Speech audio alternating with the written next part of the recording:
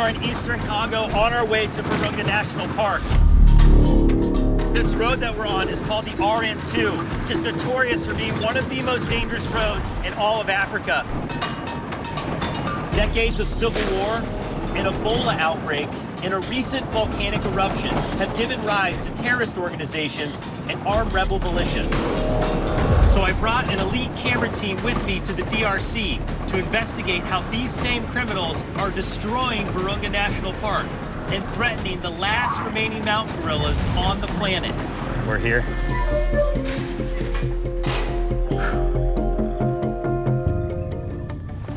We'll need to bushwhack our way through dense jungle to search for signs of gorillas. This is the domain of the largest and most dominant silverback in the Congo. And because we share nearly 99% of our DNA with them, we can also share illness and disease. So we mask up as a precaution. Okay, we just heard a gorilla right around this bend here. It's a baby gorilla. Mark it around,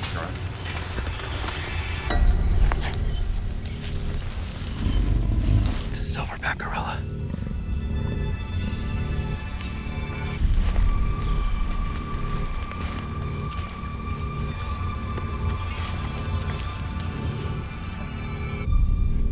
We're gonna get closer.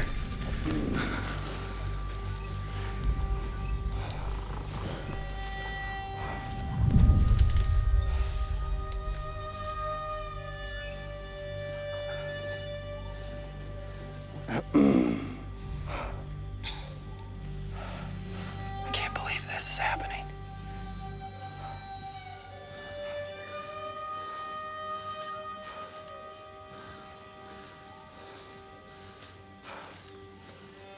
He's bugging, Mark. Is this the dominant The male? dominant male here in the family. He's okay with us being here? Yeah, like they're this? okay. He's the father of the largest family of gorillas here in Virunga National Park. 44 gorillas in his family. This is the biggest gorilla in the Congo. As the dominant male in his family, Begeni calls the shots. He's responsible for determining where the family travels, choosing its daily activities, and fathering the vast majority of the offspring.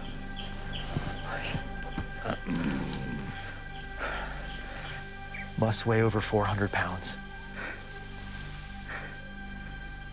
He's a handsome silverback and he knows it. Yeah. I would estimate Begeni's hand is at least 5 to 8 times bigger than my hand. Look at those teeth. Did you see those teeth? Mountain gorillas are a subspecies of eastern gorilla, and because they live in high elevations and experience freezing temperatures, they possess longer hair, making them distinct from all other gorilla species. You can see them thinking, observing us. I'm just completely in awe. Look at the way that they're bonding, caring for each other, nurturing one another, and their curiosity of us is undeniable. It's like looking in a mirror.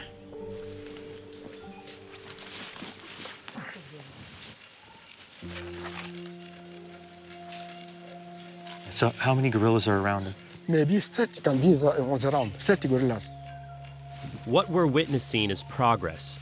Decades of poaching and habitat destruction brought the mountain gorilla population down below 400 individuals. But in recent years, they've crested back to over 1,000, proving the conservation efforts led by Virunga's rangers are working. However, the gorillas still remain an endangered species, and their future remains uncertain. Virunga National Park spans more than 3,000 square miles and is home to over 50% of the animal species on the continent.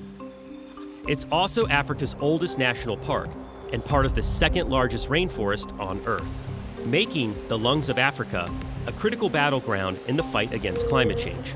Unfortunately, protecting gorillas is only one of the battles. Rebel groups and armed militias have pillaged Virunga. By burning trees and turning them into charcoal, they've created a $40 million a year black market that preys upon basic human needs. If the damage they've done isn't reversed soon, the park has very little chance of survival. What can be done to solve these problems? What we desperately need is clean energy, renewable energy, not oil and not charcoal. Emmanuel brings me to Matebe, home to a run-of-river hydroelectric plant in the heart of Virunga. It's powered by the Rutshuru River, which flows from Lake Edward and generates 14 megawatts of electricity, enough energy for over 1.5 million residents in nearby Goma. Since there's no dam, there's minimal disruption to the natural ecosystem, making this plant a truly green source of energy. We're hoping in the next 8 years to create 8 power plants like this. So that is enough power to create between 80 and 100,000 jobs. Enough to draw out all the young men and women from the militias and work on a whole new instrument for bringing stability to the region.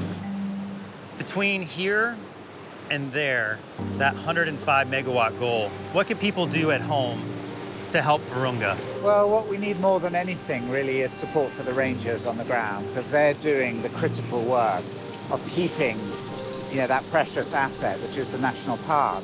If we can't keep the park alive, all of this disappears. Without the funding they need to continue their work, the ranger program goes away. And without them, the park and its wildlife will be destroyed.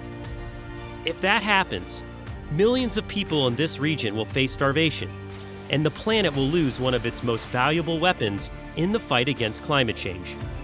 That's why we're partnering with Rewild.org and its founding board member Leonardo DiCaprio, as well as another very special supporter. Hello, I'm Jane Goodall, and I'm joining Brave Wilderness and Rewild.org in calling attention to this urgent issue. It's imperative that we all come together and take action by giving to Virunga's Ranger program and sharing this story. The time is now, and the power to make change is in your hands. We can help save Africa's oldest national park and its endangered mountain gorillas. And to kick things off, Brave Wilderness is donating 2,000 ranger days to Virunga.